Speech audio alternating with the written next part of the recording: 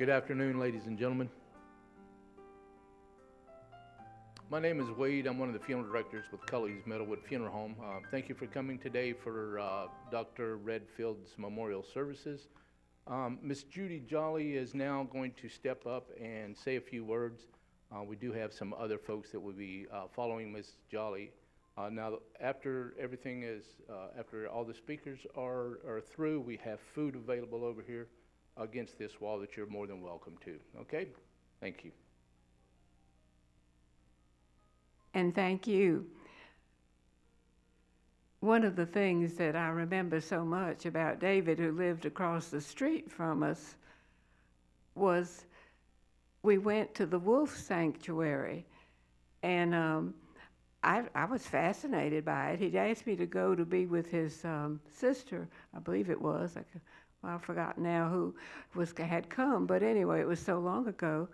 And a wolf reached down and patted me on the head, and about 3 days later, Dave Redfield came over with a picture and gave it to me, and I thought that was so special. Now, I'm going to read to you what David's brother, whose health was not good enough for him to be here today, but he did send everybody his regards. And this is what he wanted me to tell you that he wrote, and that's ready. On November the 21st, 2023, my brother of 92 years, Dr. David D. Redfield, died peacefully in his sleep at his home in Westminster Retirement Community. Who was he? He was many things: engineer, scientist, educator, I can't pronounce this well, manethologist, naturalist, environmentalist, explorer, sailor, and a quiet friend to all with whom he came in contact. As a young boy, he was motivated as a practical joker who loved to pull pranks, such as wiring the lights in the study of the headmaster of St. Albans School to continually flash. Can't you see that? Another prank was to drop water bombs from his family's apartment window onto the busy Connecticut Avenue sidewalk in Washington, D.C.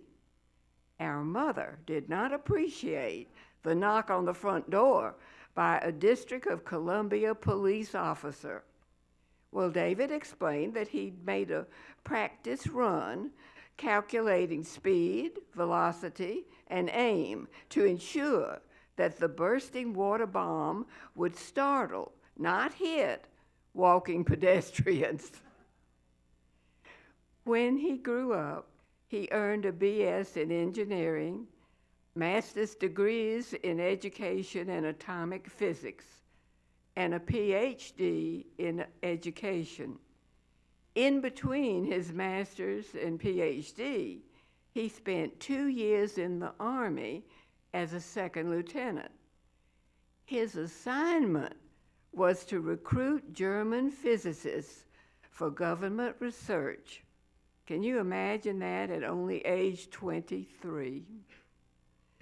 This was followed by a 30-year professorship in science education at Florida State University.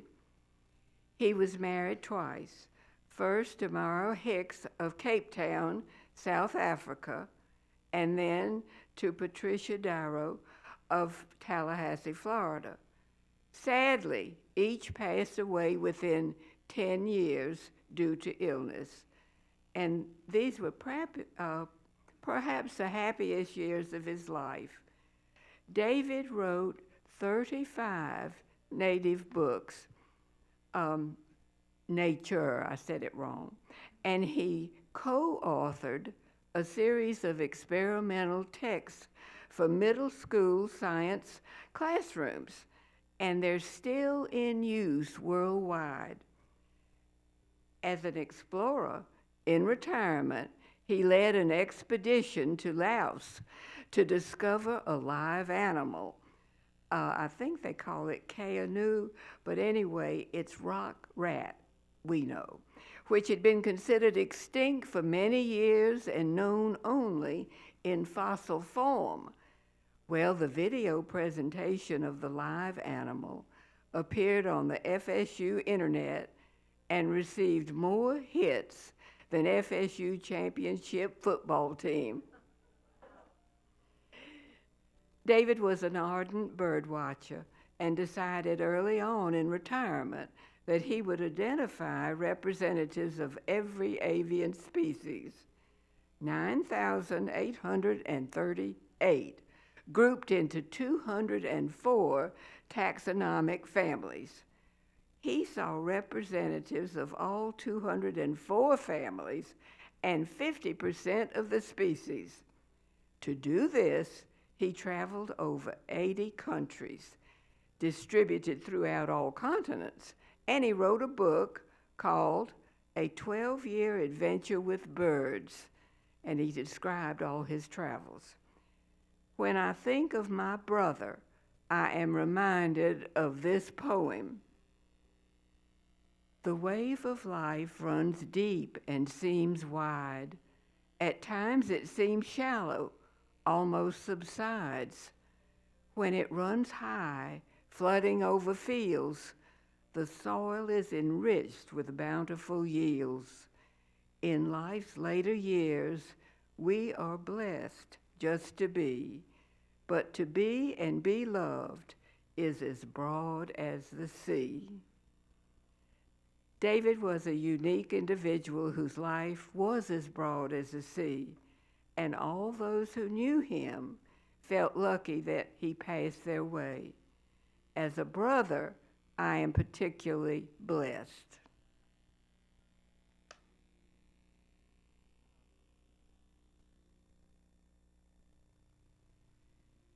Pamela Hicks from Cape Town, his stepdaughter, is going to talk to you next. We're so glad that she and her son Stephen are here today.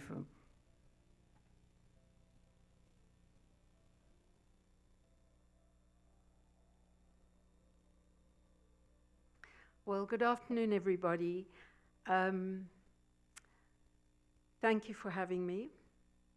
And if you don't mind, I'm going to read what I've written for David. I don't want to leave anything out, so if you don't mind. Oh, maybe I'm not.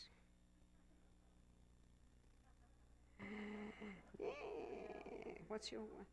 Sorry, it's on my son's phone because I left my phone behind. Okay, thank you. Thanks, Stephen. People have spoken and written about David's achievements, which were considerable.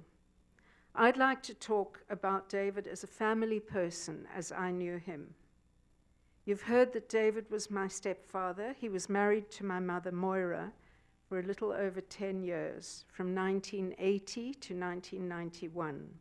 That was before David moved to Westminster Oaks, so I think some people here will not have known them back then. We're all from Cape Town, which is at the southernmost tip of Africa, so it's a long way away. How did my mother meet David? It happened that my mom's sister, Nikki, was married to David's brother, Reddy, or Judd, as he's known by others. A year after my father died, Reddy and Nikki invited my mother over to visit from Cape Town. So she came for a couple of weeks. They were then living in Orlando. I have to note here that my mother had declared that she was perfectly happy not to marry again. That all changed on her visit to Reddy and Nikki. She came back to Cape Town after that visit with a very strange look on her face and a brand new gold locket around her neck. I soon winkled the truth out of her. And about a week later, as I recall, David arrived in Cape Town. to visit. On his very first evening, my brother and I were summoned, and David very correctly asked our permission to marry our mother. Who could say no? So they were married shortly after that in Tallahassee on Thanksgiving Day in 1980. So David, at the age of 50, I think he was just over 50, he went from confirmed bachelorhood to, within a few weeks, being engaged, and a few more months later, married. That was him. He was never rash or impulsive, but boy, after a carefully considered decision, nothing would stop him. That was it. From my mother's letters and my visits, I knew they were blissfully happy. They were a bit like teenagers, frankly, a little bit impossible, but they clearly loved each other immensely. And they were in constant contact with Nikki and Reddy, who lived down in Orlando. So it was a wonderful situation with the two sisters married to the two brothers. And my mother, of course, adored Reddy. She said he was like a brother to her.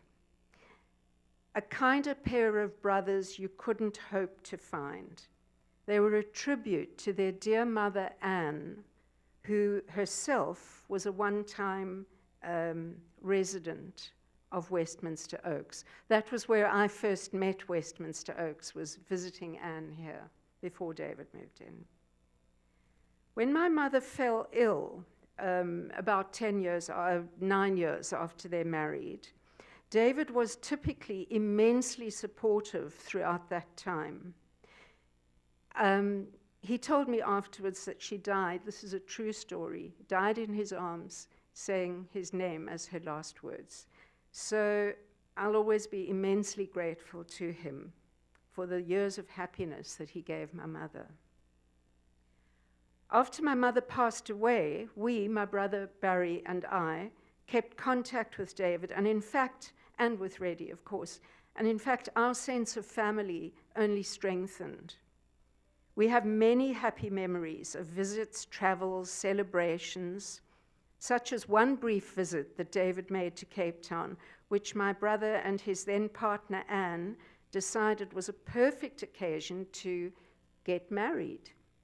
So they did in that weekend, and with David happily in attendance. It was wonderful. We would come to Tally to visit David and his second wife, Pat, and David would come to Cape Town whenever possible, usually in conjunction with a wildlife trip, which we sometimes joined him on. In fact, the last photographs I have of my brother before he died, about 7 years ago, were taken on just such a jaunt, literally the day before he went in for heart surgery. Sadly, there were complications and he died, but I was so comforted that his last days before the op were spent with David, of whom he was inordinately fond as well. And then at his memorial, as evidence of this, Barry's boss, at Barry's memorial, his boss made special mention of David, out of the blue, and his impact on Barry and his work. Coincidentally, both David and Barry were engineers who turned educationists, so they had a similar path. And for my work too, David was also a source of help and support to me in the time I was teaching science, and also in my later work in curriculum and in teacher training. I could always turn to him for information or advice. He'd immediately grasp the issue and respond with wisdom. You probably know that apart from his professional and technical skills, David also had considerable people skills. Maybe you don't know that, but he did. I remember on his wedding day, when he married my mom, I had quite a disagreement. Let's just say I had a huge fight with my mother, as you do, and I remember waving them off on honeymoon, weeping my little eyes out, and Shortly after that, later that day, I had a call from my mother. And David had talked her through it, and she was calling to make amends. Of course, I was relieved, but I remember being surprised. This was a side of David I was yet to discover, his role as a peacemaker. Every family has their difficulties, and I remember one particularly dark time that brought me personally to despair within a family context. It was David who saved me through that time with his rationality, yes, but also his wise personal insight. I spoke to Dave about that years later, but I don't know if I ever made really clear what a difference he made to my own well-being. So David, if you're listening, thank you again.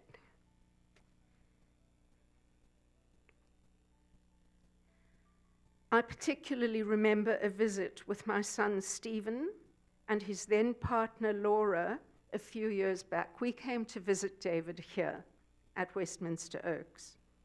On arrival, we were handed a meticulously planned schedule. Each got our printout, and that had us visiting, of course, McCullough Springs, St. Mark's for a glimpse of his ex-boat, Malolo, who we'd known back in the day, the nearby Marine Research Facility. We went to Orlando for the Cirque du Soleil, to Atlanta, Georgia, to see the Phantom of the Opera in the Fox Theater, then up to the mountains for zip lining. Ooh. David, of course, inspired. I'm terrified of heights, but the sight of David ahead of me, whizzing through the air, gave me courage. So I managed, but boy, it was. And then from there off to Black Mountain in North Carolina to see Reddy. This was before the days of his now wife, Jeanette. We traveled, I believe, about 3,000 miles in 10 days, after which we needed a recovery holiday, which we took. But that was David, all the planning, all the fun. And to top it all, some of you will know that driving with David was, well, an adventure in itself, let's say. I last visited David in 2018, but we kept phone and email contact throughout. He unfailingly asked after my son Stephen and my brother's children, Christine and Daniel, and made sure to keep up with their doings and welfare in these calls. Over the last 2 years, through his declining health,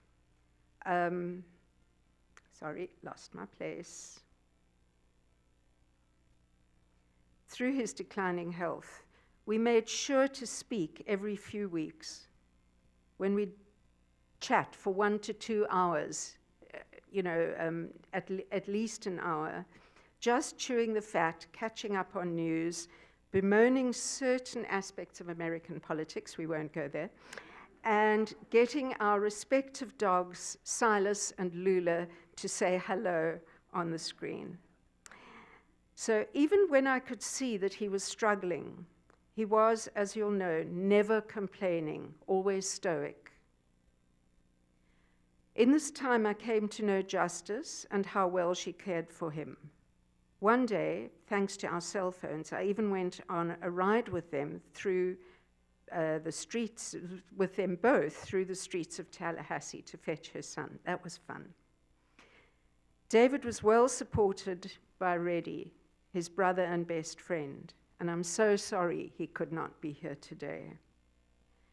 And also by his neighbors, Judy and Paige Jolly, who kept his spirits with suppers and visits and were as close to being a family as they could be.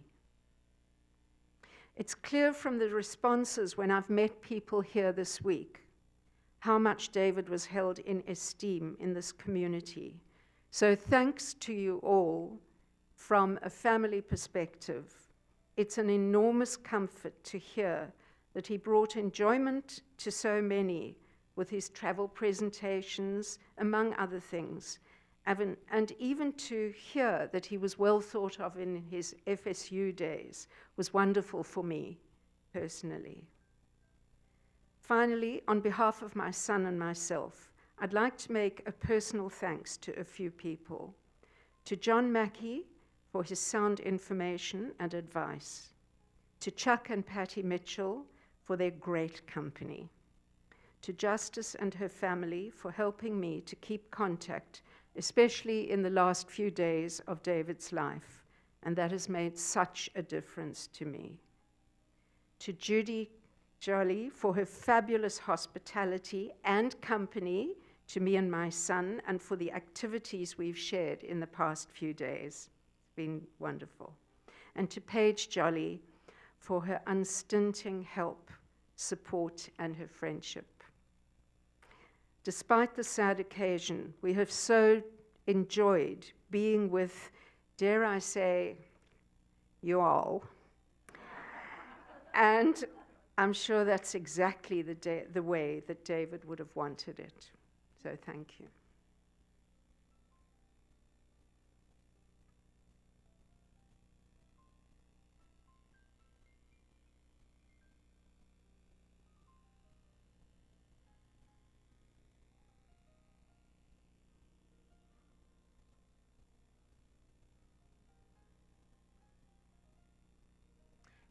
I'm Chuck Mitchell, and it's terrific to see so many of Dave's friends here.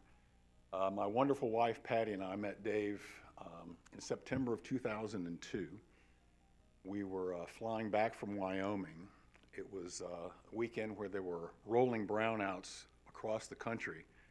So every airport was discombobulated, all flights were screwed up and late.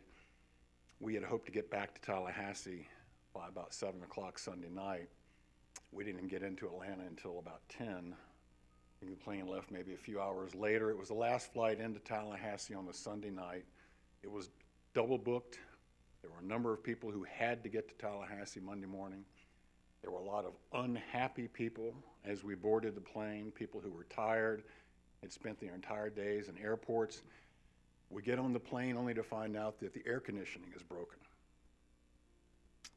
So people were even more thrilled to be there. Patty and I are sweating and managed to get our way to our seat, and we sit next to this guy who's in a long sleeve shirt, a little half sweater, sitting there just completely content and nonplussed, totally cool as a cucumber. And after we get through grumbling about getting in the seat and what a hassle to spend that day, Dave asked us, introduced himself, and asked us how long we'd been traveling. And so we gave him our great tale of woe, of how we'd been trying to get here all day long. And I finally got around to asking him how long he'd been traveling that day. And he looked at his watch. I'm not sure why, because his answer was, it's about 34 hours. So I had to ask him where he was coming from, and it was Papua New Guinea. And so we asked him, what were you doing in New Guinea? And he said, well, I was there with a friend of mine from the National Geographic. We were visiting a tribe that lives up in the mountains 14,000 feet in the center of New Guinea. They had just made contact with Westerners last year, and we were up there to photograph them. Being somewhat skeptical, I said, really? And he said, yeah, they're these little 4-foot-high guys, and they cover their bodies in ash, and they wear birds of paradise feathers. And I'm sure the look on my face sort of conveyed that I really didn't believe him. And he said, would you like to see? So this was in 2002. Smartphones weren't even introduced until 5 years later. Dave had some device in his pocket. He pulls it out, and he cuts it on, and he shows me a video of him standing around talking, or trying to talk to these little folks that were covered with gray ash and wearing bird of paradise feathers. And I was gobsmacked at Dave, at this device, at this character that we met in the plane. And we got home. He was about to try to hook a ride with a taxi from Tallahassee at 1 o'clock in the morning. And of course, we gave him a ride home, and became even more gobsmacked as he just told us about the adventure that he had taken, and thus began a great long relationship with a wonderful guy. And I'm going to read from a little bit of what I wrote too, just because, like Pamela, I don't want to forget anything. But Dave was fearless, and he was indefatigable. Those are the two words I think of most when I think of Dave. He was an incredible friend, mentor, and teacher. He spent his latter years traveling the world not in search of man-made cities or structures or even to see the mountains and the oceans. He was interested in, as Dave would call them, the critters. He wanted to see all the critters in their native habitat, every last species. And so he did. 113 countries on 7 continents, nearly 10,000 bird species, not birds, species, different species, all but the ivory-billed woodpecker, all but the one bird that he might see, except that people still think it perhaps is extinct. He then went on to see most of the 5,000 or so species of mammals across the world. Not in zoos, but in the wild. And I do mean wild. Dave wrote lots of trip reports and sent them to various folks. I'm going to quote just one that talked about how he got to a lodge deep in the jungles of Ecuador. He was there looking for a particular shrew, an opossum, and some birds that he hadn't seen. Sasha Lodge, this is quoting from Dave, is deep in the tropical jungle. To get there, one flies from Quito by a private charter to the small village of Coco. By small charter, he meant, a single prop plane that carried 4 people down. Then a 2.5-hour ride down a paddling longboat down the Napo River, and then a 1-mile hike across a swamp to a blackwater lake where one is met by a canoe to then cross the lake to the Sasha Lodge. It's a magical environment of gorgeous tropical bromeliads and orchids, huge kapok and mahogany trees, and the myriad sounds of the jungle. Every day we hiked among the trees and took canoe rides across the lake and canals within the jungle swamps. Spotlighting for night animals was most productive for owls, nightjars, night monkeys, snakes, caiman, and even a frog the size of a grapefruit. Dave would get up at 4 in the morning so that he could catch the animals that were up at dawn, and he'd stay up until 11 o'clock or so at night spotlighting so that he could see the animals that were just nocturnal. Did I say Dave was indefatigable?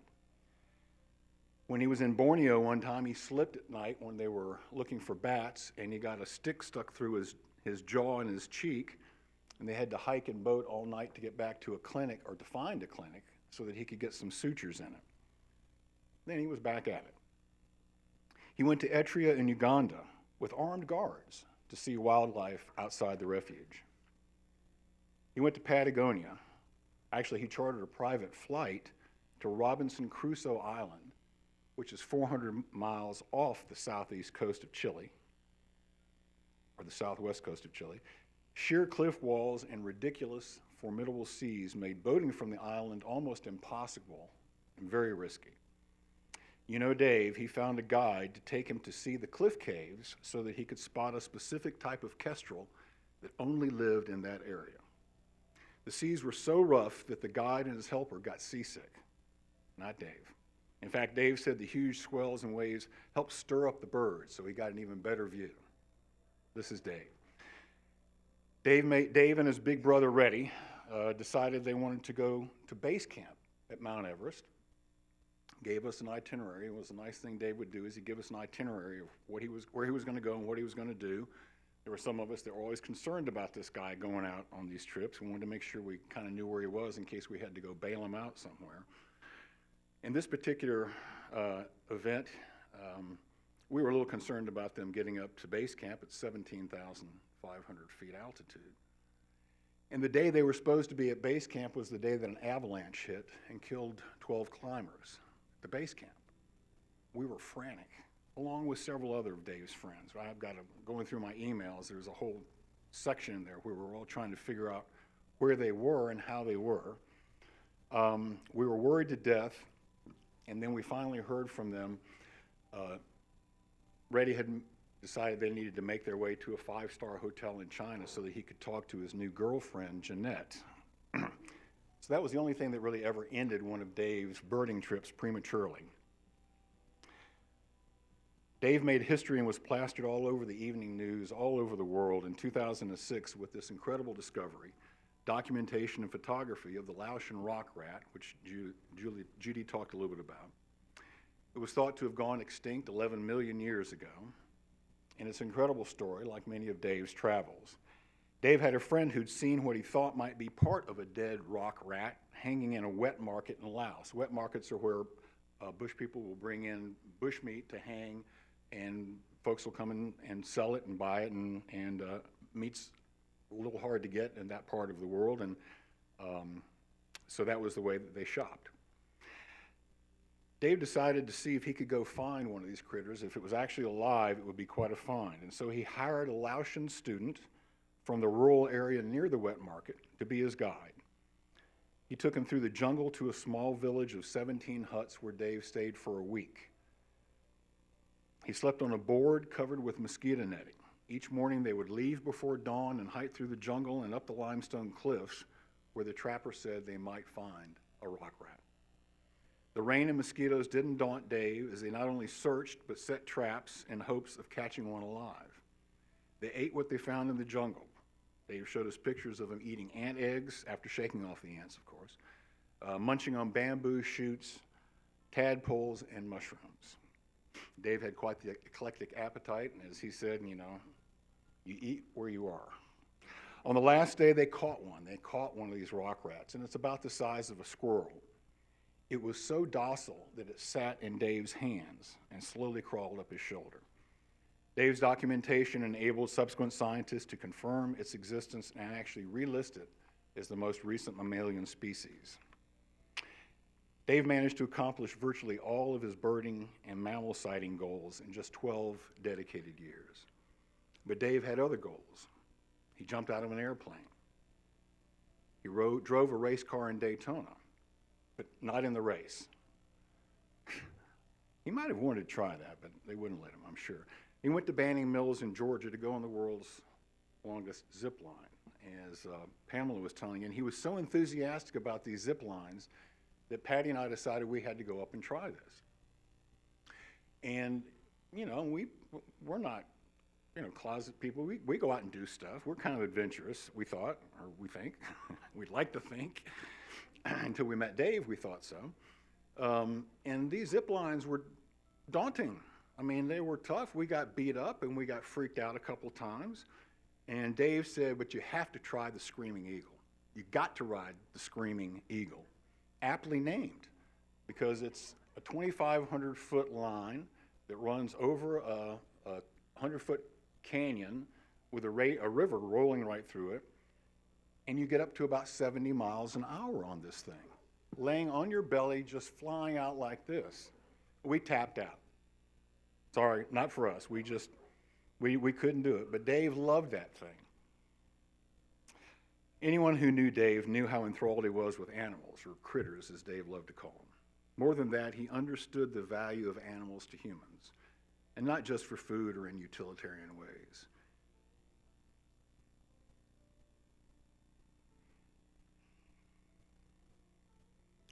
He saw them as equal partners on this fragile planet, worthy of all the care and the protections that we could offer. Indeed, after much research, Dave, he left the bulk of his estate to the Nature Conservancy for habitat preservation and protection. Dave was a big supporter of our animal therapy program at Tallahassee Memorial Healthcare in so many ways. He was delighted that we tapped into the unconditional love of these great pets as we used them to help calm and comfort vulnerable and traumatized people. Dave outlived 2 wives, and when we met him, he was owned by Terry, a little rat terrier. When Terry died, it was really hard on Dave. It was really hard on him. Anyone who's lost a loving pet knows the particular grief that comes with their passing. Dave was really down in the dumps until Silas, another little rat terrier rescue, came into his life. Silas was the best companion for Dave, and Judy and Paige Jolly were the best neighbors for taking Silas in when Dave's balance and other issues made it difficult for him to care for Silas. The Jollies would bring Silas over frequently to play with Dave, something that always brought great joy to our good friend. To the Jollies, big wags to you guys for being such good friends and neighbors. Dave had so many wonderful friends. I have to call out two. One, John Mackey, who looked after Dave's finances and helped manage the last part of Dave's life. Justice and her family were Dave's dedicated caregivers. And even though this incredibly independent man chafed at the idea of caregivers, he eventually became fast friends with them, and he was grateful for their loving care, as were many of us. Dave Redfield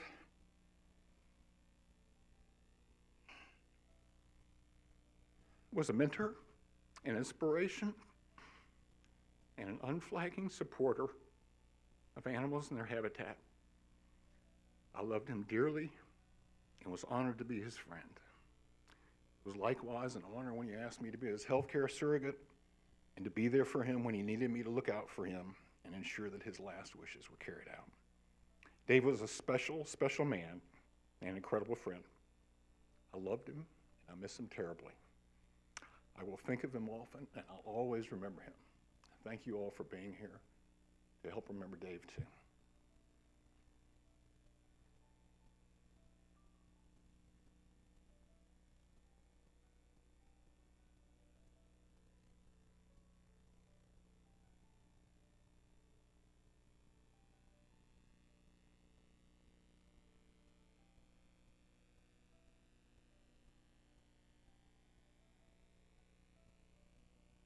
Wow, that's a tough act to follow. Okay. Good afternoon. I'm Gail Alexander, and I'm the Director of Philanthropy, and my job is to raise funds here for Westminster Oaks. And I'm honored, Paige, that you asked me to say a few words. When I started in this position in 2013, shortly before our Cultural Endowment Program started, I got to know Dave because he volunteered in the AV room, and many of our programs were basically reliant on him and John Boutell, Jim Stengel, Tom Harrison, and Gordon LeMaster, who volunteered their time and talent to make sure not just cultural endowment events, but pretty much every event that happened in this room took place. He also served on what was called then the Foundation Support Committee, and this committee is now called the Foundation Ambassadors.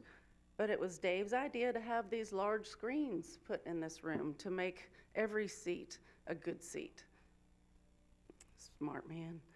In 2014, Dave retired from the AV committee and the Foundation Support Committee because he wanted to travel more. So before long, he was taking trips to ride a glider plane, like 500 feet above, yeah, and zip lining, as you mentioned, through the Georgia Appalachian Mountains, attend theater organ performances in Indianapolis, and to hang out with mountain goats at Glacier National Park in Montana. Dave loved theater organ, and he loved the performances here, thanks to his friend Fred Bosca, who donated the theater organ, and thanks to Patsy Kicklighter, who still arranges to have theater organists play for us every year. I think our next event, Carrie Moon will be playing with John McCall on the theater organ. A week from Monday, don't miss it, 7:00 p.m. Carrie's gonna practice. He loved attending Monday Night Music's performances, and he loved the Cultural Endowment performances as long as he was in town. I remember in 2015 when he and his brother took that trip to Nepal, and I was just worried sickless when I heard the news, and just prayed and prayed, and was so relieved when I found out that he was okay. That year, he also traveled to Chile, Argentina, Uruguay, Honduras, the Philadelphia Theater Organ Festival, the Grand Canyon, China, South Africa, and to his brother's wedding. When I would receive Dave's Christmas cards and note cards, I cherished them. I still have like a stack in my office because they always featured beautiful pictures of the birds and animals and facts about his travels. And you know, he really knew how to live. I thought, my gosh, I want to be like him someday when I grow up. So we all here at Westminster Oaks benefited from his travels because Dave loved to teach. He gave wonderful PowerPoint presentations, sharing beautiful pictures and video clips and interesting facts. And some of the programs that I attended and remember well were the Madagascar and South Africa presentation, Dubai. I learned that that city was like only 50 years old or something. I was like, wow, this is amazing. Of course, his presentation on owls, which he had the room pitch black when he started because he wanted us to, you know, experience what it was like for those owls and how keen their eyesight and hearing was. But I think my most favorite one was of the wolves in Yellowstone National Park, because when he came on the stage, he was dressed in 7 layers, and he stripped off layer by layer, and I think it was at a women's breakfast, and the women were cheering him on, and before you know, I think Myra had a dollar bill. And I just thought, you know, this man is amazing. He truly loves to teach people. He truly loves to share his passion for critters, and, you know, he made learning fun. Yeah. Dave's mother also lived here, as you heard. So Dave, as a second generationer, like many of you are, he loved Westminster Oaks. And Dave supported 8 different funds in the foundation. And he truly believed in our mission of serving residents and team members. So much so that 1 year ago today, January 12th, 2013, Dave hosted the Dr. Charlotte McGuire Art Show in our dining room. This was something he decided to do. Originally, he had plans to leave these precious art pieces to Westminster Oaks after he passed, but he decided that he wanted to share these with people that remembered Dr. Charlotte McGuire.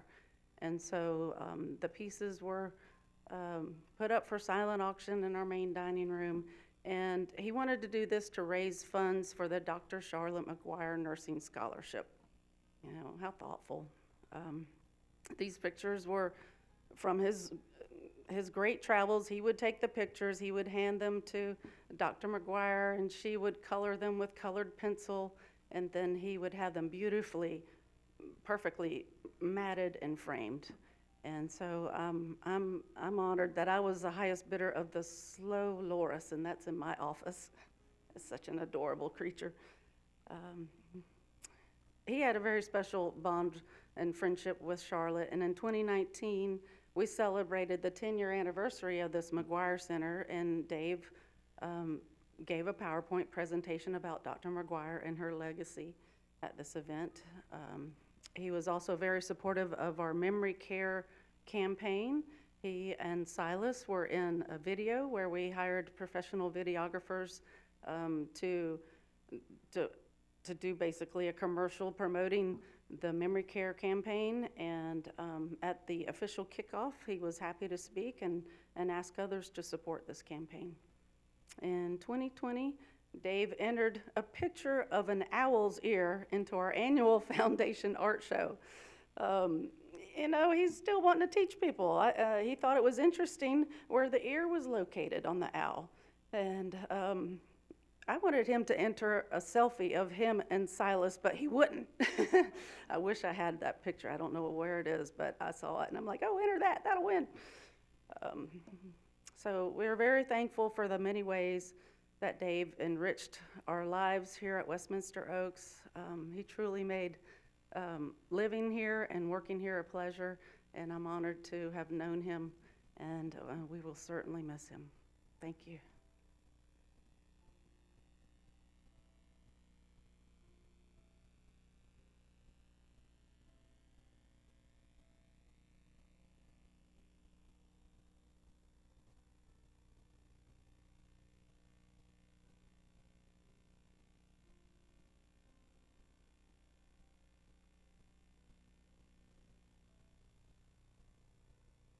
Thank you again, ladies and gentlemen, for attending Dr. Redfield's memorial service today.